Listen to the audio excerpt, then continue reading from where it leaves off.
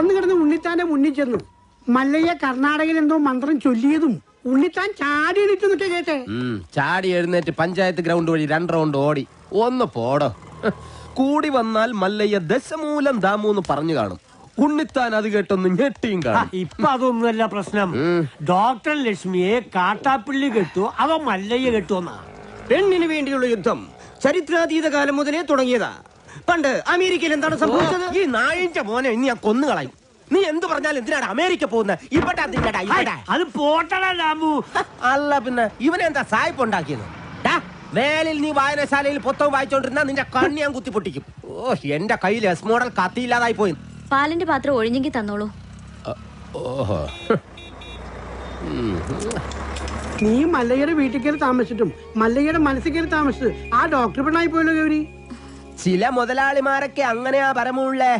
വീട്ടിലൊരു സെറ്റപ്പ് ഉണ്ടെങ്കിലും കല്യാണം കഴിക്കുന്നത് വേറെ പെണ്ണിനെ ആയിരിക്കും. ഇഷ്ടപ്പെട്ടില്ലേ? പെട്ടില്ല. മാപ്പൊന്നും പറയണ്ട, പൊക്കോ. വൃത്തിയായിട്ടവനെ ഉമ്മ വെച്ച് കളിക്കുന്ന. ചെവിയും കെട്ടൂടാ, കണ്ണും കണ്ടൂടാ. ശിവനെ, ഇത് യാത് ജില്ല? നിക്കടെ. തൽക്കാലം മല്ലയെ ഇത് അറിയണ്ട. പെങ്ങളൂട്ടി പൊക്കോ. യുവമാരൊന്നും ശരിയല്ല, പൊക്കോ. സ്ത്രീകളെ ഞാൻ തല്ലാറില്ല, പക്ഷെ ഇതുപോലെ ചിരിക്കുന്നവന്മാരെ ഞാൻ വെറുതെ വിടാറുമില്ല. കമന്റടിച്ചിട്ട് ചിരിക്കുന്നവടാ കള്ളക്കളവാ. ചിരിക്കടാ, ധൈര്യം ഉണ്ടെങ്കിൽ ചിരിക്കടാ. നിനക്കൊക്കെ എന്നെ ശരിക്കും അറിയാൻ പാടില്ല. എടാ, നീയൊക്കെ ബോംബെയിലെ അധോലോകമായ ധാരാവി ധാരാവി എന്ന് കേട്ടിട്ടുണ്ടാ? ഞാൻ കേട്ടിട്ടുണ്ട്, പോയിട്ടുണ്ട്. എന്താടാ അണ്ണാ, ഇനി പോകുമ്പോ എന്നെ കൂടെ കൊണ്ടുപോകൂ. സത്യം, ഞാൻ ഇതുവരെ പോയിട്ടില്ല. ഫുൾ ചെലവ് എന്റെ വക. കൊണ്ടുപോവാന്ന് പറ. സ്റ്റോപ്പ്, ചവിട്ടി നിർത്തിക്കോ. വെറുതെ എന്റെ ഭാര്യയെ കൊണ്ട് വെള്ളസാരി ഉടിപ്പിക്കണ്ട. എന്താടാ മുതലാളി, എനിക്ക് കുറച്ച് ഒറ്റയ്ക്ക് സംസാരിക്കാനുണ്ട്. നീ ഒറ്റയ്ക്ക് സംസാരിച്ചോ? ശരി, വണ്ടി എടുക്കടാ. അതല്ലാന്ന്, നമുക്ക് 2 പേർ കൂടി ഒറ്റയ്ക്ക് സംസാരിക്കാനുണ്ട്. മുതലാളി വന്നേ. മല്ലയ്യയുടെ ബംഗ്ലാവിൽ ചില കല്യാണ ഗൂഢാലോചനകൾ നടക്കുന്നതായി എനിക്ക് ന്യൂസ് കിട്ടിയിട്ടുണ്ട്. ആശാന്റെ പെൺമക്കളെ മല്ലയും മുരുകനും ചേർന്ന് പടലിയോടെ കെട്ടാൻ പോണത്രേ. അതിലൊരു ചതിയില്ലേ? എന്ത് ചതി? അപ്പ മുതലാളിയുടെ ഡോക്ടർ പെണ്ണിനെ ആ മല്ലയ്യ കെട്ടില്ല. ഓഹോ, അപ്പൊ നീ മല്ലയ്യയുടെ ഭാഗത്താണോ? കഴിഞ്ഞ ദിവസം മല്ലയും ഡോക്ടർ പെണ്ണും തമ്മിൽ തോട്ടത്തിൽ വെച്ച് ഹൃദയങ്ങൾ കൈമാറുന്നത് പല തൊഴിലാളികളും കണ്ടതാ.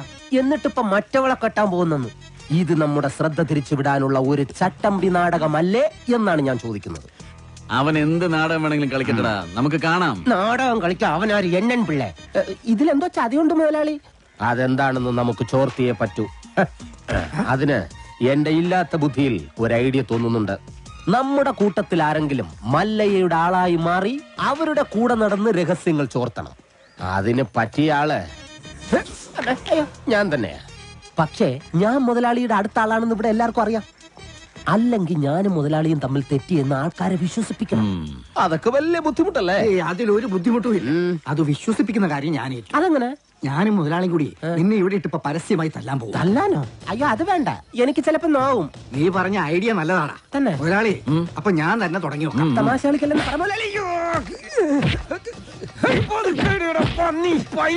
ഒറിജിനാലിറ്റി വിശ്വസിക്കില്ല.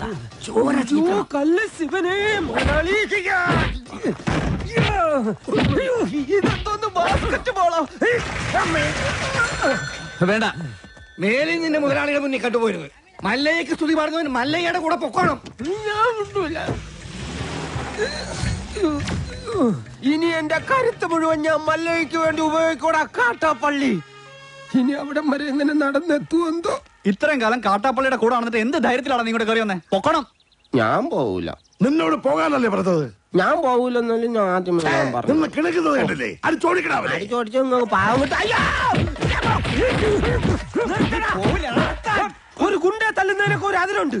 ഇതല്ല പഞ്ചായത്ത് പട്ടികൾക്ക് എല്ലാം കഷണം കിട്ടിയമാതിരി ഒരുമിച്ചല്ല കടിച്ചു പറിക്കണത്.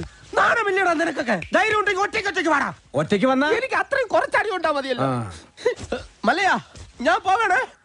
എല്ലാരും കൈവച്ചല്ലോ, ഇനി ആർക്കും പരാതിയില്ലല്ലോ. ഇതൊരു കാര്യം മറ്റേടത്ത് ഐഡിയ ആയിപ്പോയി. അവിടുന്നും കിട്ടി ഇവിടുന്നും കിട്ടി. ഇനി മരിച്ചാൽ ഐഡിയ പറയില്ലേ? അവനാ നാഗേന്ദ്രൻ പറഞ്ഞു വിട്ടതായിരിക്കും നമ്മ രഹസ്യങ്ങൾ സോർത്താൻ. ചില സമയത്ത് സത്യേക്കാൾ ബലനാണ് ബുദ്ധി. ഞാൻ പറഞ്ഞിട്ടില്ലേ? കട്ട്കൊണ്ട ആട്ടാടോണ. ഇന്നിനി വയ്യ, നാളെ വന്ന് ബാക്കി വാങ്ങിച്ചോളാം. ഇങ്ങ് വാ പറയട്ടെ. എന്നെ തല്ലാനല്ലെന്ന് സത്യം ചെയ്താൽ ഞാൻ വരാം. ശിവനെ കൊണ്ടാണേട്. നീ മര്യാദക്ക് ഇവിടെ നിക്കുമോ? അയ്യോ, ഞാൻ മര്യാദയ്ക്ക് നിൽക്കുന്നേ, പക്ഷെ അടികൊണ്ട് ഇങ്ങനെ ആയിപ്പോയതാ സത്യം. ആ കാട്ടുപുളിയെ ശരിയാക്കാൻ ഞങ്ങള് പലതും ആലോചിക്കും. അതൊന്നും ആരും അറിയാൻ പാടില്ല. ആരും അറിയില്ല മല്ലയ്യ.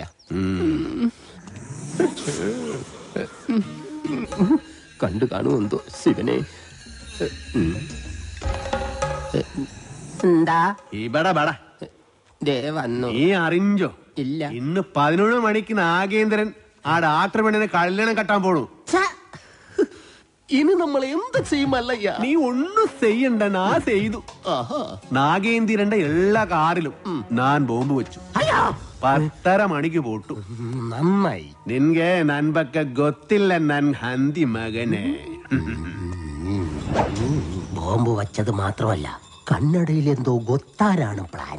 ശിവനെ, ഞാൻ ചെല്ലുന്നതിന് മുമ്പെങ്ങാനും ബോംബ് പൊട്ടിയ മുതലാളിയുടെ ഇറച്ചി കഷ്ണം കാക്ക കൊത്തിക്കൊണ്ട് പോവേ ഉള്ളു. മാറുകാളെ അക്കന്മാരെ ദഹിപ്പിക്കാനുള്ള വെറുതും കൊണ്ടുപോകണം. മാറി പോടാ, നിർത്തിക്കോ. ബോംബ് നിർത്ത്, bomb bomb bomb bomb bomb. മുതലാളി ഇറങ്ങി വന്നേ. എല്ലാ കാറിലും മല്ലയ്യ ബോംബ് വെച്ചേക്കാ. അതേന്ന് കൃത്യം 10:30 തന്നെ ബോംബ് പൊട്ടും. ജീവൻ വേണമെങ്കിൽ എല്ലാരും ചാടിക്കോ. നോക്കി നിൽക്കാതെ മുതലാളി ഇങ്ങോട്ട് വന്നേ. ഞാനല്ലേ പറയുന്നത്, ചാടിക്കോ. ശിവനെ,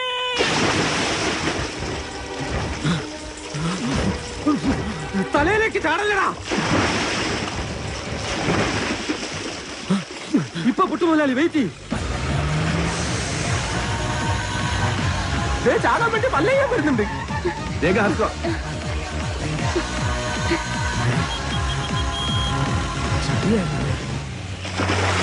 പത്ര കഴിഞ്ഞ് ഇനി നമുക്ക് വെള്ളത്തിൽ നിന്ന് കയറാം. കൊല്ലണം നിന്നെ ഞാൻ. കൊല്ലാൻ വരുന്ന ധൈര്യം ഉണ്ടെങ്കിൽ പിടി.